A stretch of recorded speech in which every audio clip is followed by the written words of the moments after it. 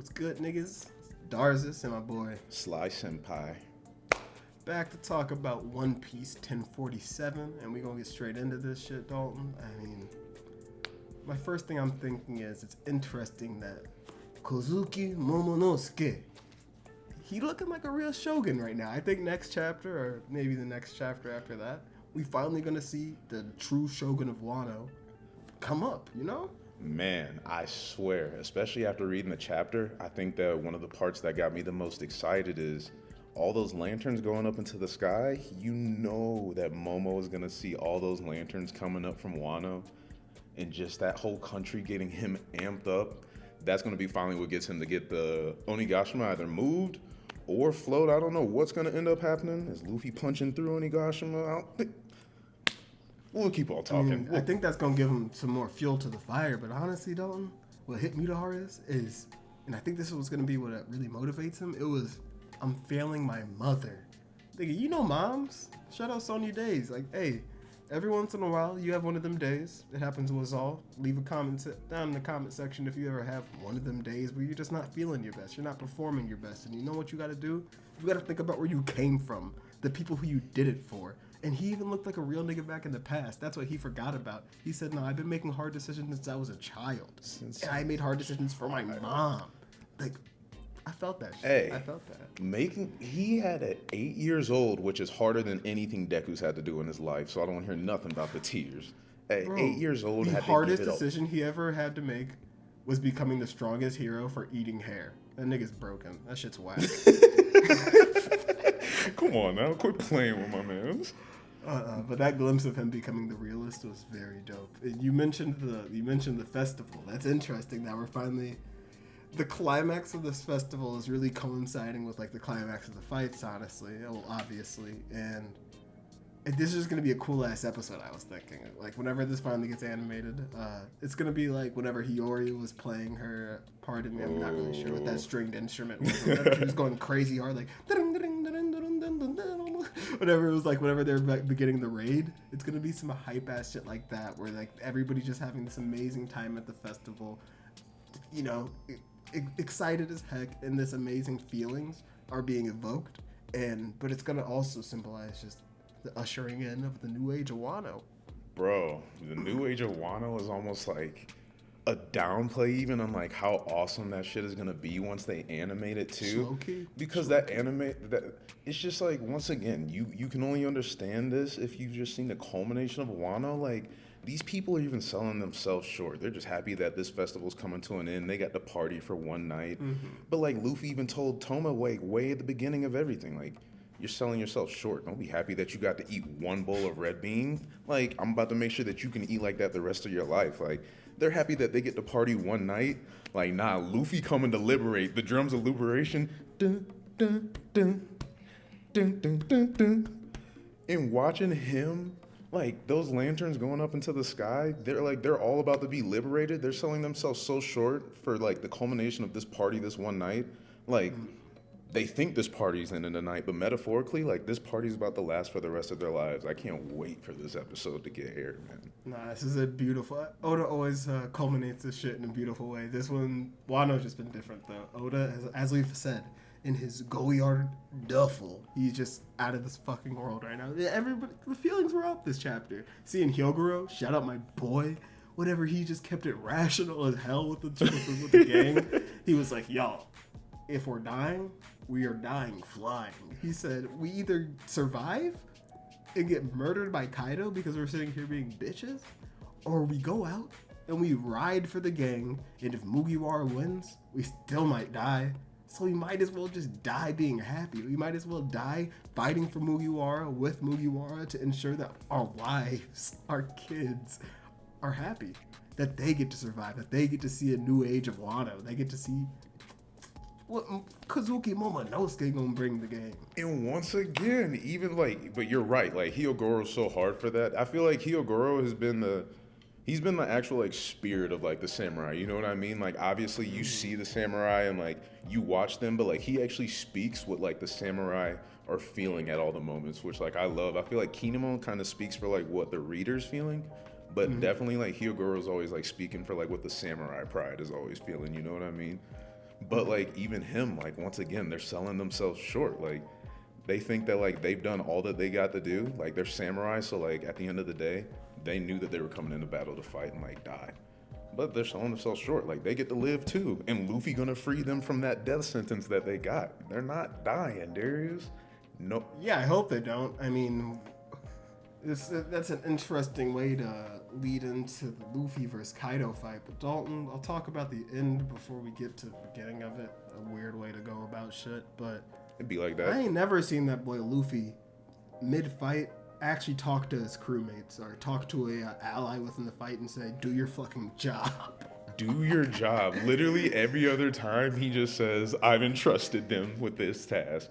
But this time he said, nah. Hey yo. He said, "Hey yo." Hey, yo. Move that mountain real quick. Momo said, Nani? That's gonna be what? I really think that this next chapter is really going to focus a lot on Momonosuke. Like I said, I think it'll be really hyped to see those lanterns coming up. But at the same time, just with how that chapter ended, what do you think is going to happen with Luffy and Kaido? Do you think that this next like punch is going to one-hit Kaido? Is it knocking him out, or do you think the fight keeps going on after this? It's gotta knock him out, because an interesting thing with this entire Gear 5th transformation is us seeing Luffy fighting at a new level. And even you and I thought Luffy's on God mode, bro. Like, we thought that Luffy was invulnerable at a point. We thought he couldn't take damage. We thought that he was at this level of fighting where he could punch through Kaido's head, this, that, and the other. Like, we didn't even understand what the Goma Goma no Mi is, and we still don't understand what the Goma Goma no Mi is, so we don't understand the level that Luffy is fighting at. But Luffy's been struggling. He's been struggling a lot. In this chapter, he took a lot of damage from Kaido. And Kaido told him chapters ago, you can't fight like this forever. You're going to run out of stamina. You're going to get tired. Like, You told him you're dying. Your devil. Yeah, you're dying, bro. Like, you awakened your devil fruit and you're using the shit out of it. And then he hit him with the slicing moves this chapter. He hit him with the destroying worlds Thunder Bagua this chapter. Like, it's kind of the one-hit quitter, or Luffy's in the shitter. 1,000%. And that's why I'm like, even after Luffy hits him and like presumably Onigashima is destroyed, okay, like what's happening next? We still got the government ships here. Luffy's out, Kaido out, Big Mom out, Kid out, Zoro out, Law out. You know what time it is? Super! Can I get a super? But one interesting thing, I think this really will be the last hit for Kaido, because Dalton, Kaido is dead sober at the moment. You know, the alcohol's out of his system. Have you ever seen Kaido dim his eyes in fear? Dim his eyes in fear. The only other time I've literally seen Kaido with fear in his eyes, the whole series, is whenever he thought that he accidentally killed Luffy because the CP0 agent ruined their fight. And even then, it's like, was that more drunk. fear or was that like despair? Exactly, because he was just like drunk and mad. He was like, damn, the same damn thing happened with Odin too, and now it's happening again. Like, He's like, oh. he saw that fist and even he said, goddamn, bitch. Hey, next chapter next chapter has to be about Momo, because right after we gonna get that Kaido backstory, bro. We finally gonna learn what creature he is. Do you think he's like some extinct race, maybe? Do you think he's a race that we already know? I really don't know. It just... Niggas aren't built like that in One Piece. Like, he's gigantic, Dalton, and he is built like a monster the same way that, like... But still Big smaller Mom than like is. giants, though, like, which is so Yes, weird. but like, that's why it could be, as you mentioned, like, an extinct race, the race we don't know about, a subspecies of giant or some shit. Like, you don't even know. Touche. We experienced King during this chapter. During this arc. Like, what is the name of King's race? My apologies for Lunarians. Yeah, the Lunarians. Like, there's a lot of races we still haven't heard about or really gained much information on. So it wouldn't be out of the realm for Kaido to be something brand new. Not at all. Honestly, too, I think that whenever we get Kaido's backstory, it won't be as long as Odin's, but I definitely think it'll be the second longest backstory that we've gotten. I don't know. I honestly don't know. Sheesh. I feel like it's just gonna be. I feel like his backstory will just help explain some things, maybe, or maybe it'll just get explained in other ways outside of Kaido too. I mean, other people can maybe. also tell Yeah, I like have things no that happened idea. back in the day. But I feel Honestly, I like have no idea if it's gonna. Because I'm just thinking like Big Mom's. Like it was decently. Yeah, long, touche. but it's not like it was the longest thing in the world. But it would be cool to have a fleshed out story with Kaido. Like it would be cool to like really get an answers to like why Big Ol' Mom gave him this fruit. Like, did she have a plan for giving him this fruit? What race is he? Why he has this jolly ass mentality? exactly, it'll build some likability. Like it's already. I feel like I like Kaido, but it can make you connect with Kaido on a deeper level. I feel like right now you just know that Kaido's about smoke. Even like just knowing about like I would love to see a long backstory from like a long Odin type one, because it would be cool to see how the fuck bro got caught 32 times and You know what I'm imprisoned saying? 11 times. Like it would be cool to see all that. And stuff. why does he I'm not want to start the 100% sure. biggest war against the world? Like, you know what I'm saying? I think he's just an old drunk man who wanted to. Like honestly, the answer to He said, that "Get all question those is pirates literally out my he's an lawn." Old drunk man. Like he was just like bored. He wants to die, so he don't have to have fun at least. Well, Luffy about to give him a reason too. I swear to God, don't.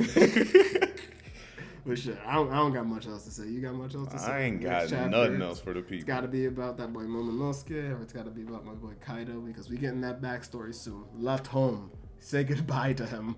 Yeah.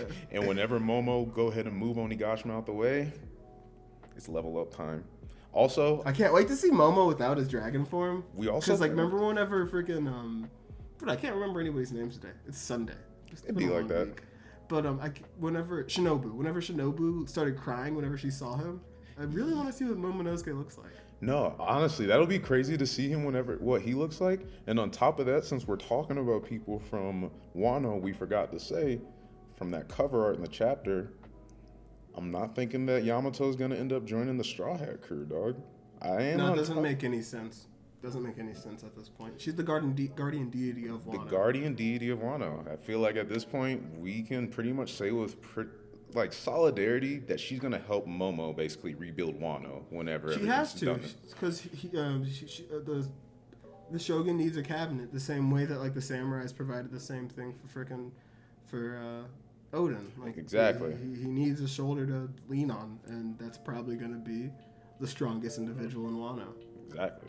So that was my last thing that I had to say. I think other than that, I ain't got nothing else for the people. Yeah, I'm deucing from y'all.